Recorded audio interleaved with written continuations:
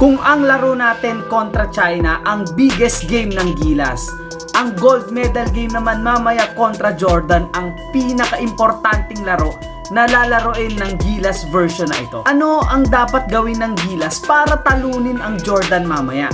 Makabawi kaya tayo sa kanila after nila tayong talunin? At can Justin Brownlee do it one more time para sa Pilipinas?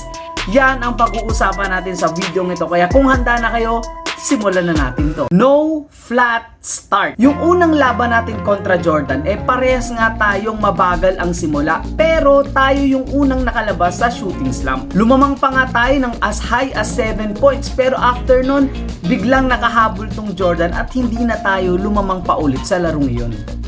Kapag nangyari ulit yung offensive meltdown natin sa unang laro, mas mahihirapan tayo maka-comeback dito sa Jordan team na to. Hindi sila inexperienced team tulad ng China at Iran na magkakalat at magpapanik. Kung gugustuhin nating talunin ang Jordan sa gold medal game, kailangan mas higitan pa natin yung simula na binigay natin nung unang laban natin sa kanila. At of course, wag na wag natin silang bibigyan ng opportunity mahanap ang kanilang offensive rhythm early on in the game. Big games mula kay Justin Brownlee, Junmar Fajardo, Scottie Thompson at CJ Perez ang kailangan ng ating team para din ma-activate yung other players ng Gilas. Better offensive execution. Sa laban natin kontra Jordan, isa sa dahilan kung bakit sila nakalayo agad ay dahil sa ating mga poor read sa kanilang depensa. Maraming beses sa larong ito na pinipilit nating ipasa kay Junmar Fajardo yung bola sa ilalim at lagi tayong nadedenayan, thus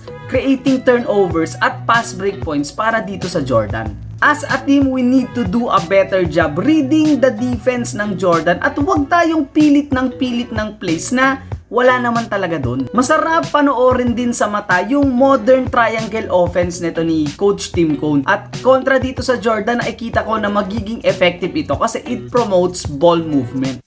Isa din sa kailangan gawin ng ating team na not named Justin Brownlee ay huwag mahiyang tumira at create scoring opportunities. Oo, Justin Brownlee will save the day para nga sa Gilas Pilipinas.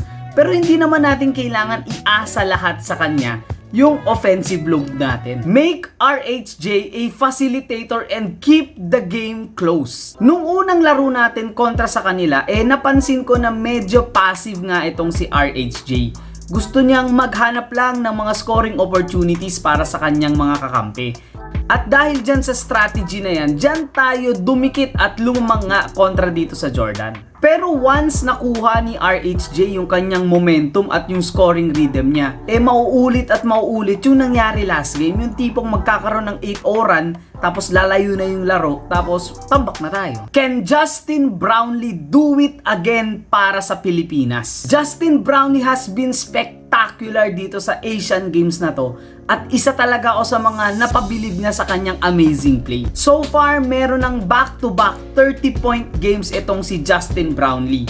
At sa nakikita ko, para talunin natin ang Jordan, kailangan niya ulit umiscore ng 30 plus points. Kakailanganin niya ulit ng big game, isa sa mga biggest performances ng kanyang basketball career. Dahil alam natin na gigil din bumawi itong si Justin Brownlee dahil so far na 2-0 na siya nito ni Rondae Hollis Jefferson. Ngayon naiintindihan ko na yung feeling ng ating mga kabarangay dyan kapag sumusuporta sila kay Justin Brownlee. At katulad nila, ibibigay ko ang aking 100% na tiwala na madadala tayo ni Justin Brownlee. So, can Justin Brownlee do it again? Hell effing yes! Final thoughts. Although ang goal natin syempre ay manalo ng gold medal, para sa akin ang pag-apak natin sa gold medal game ay isa ng panalo para sa ating Gilas Pilipinas. Pero syempre, 'di ba, hindi dapat tayo magsettle for another moral victory.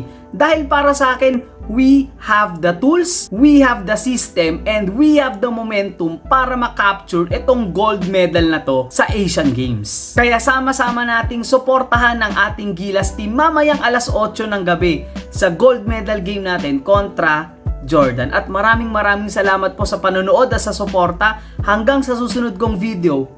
Peace!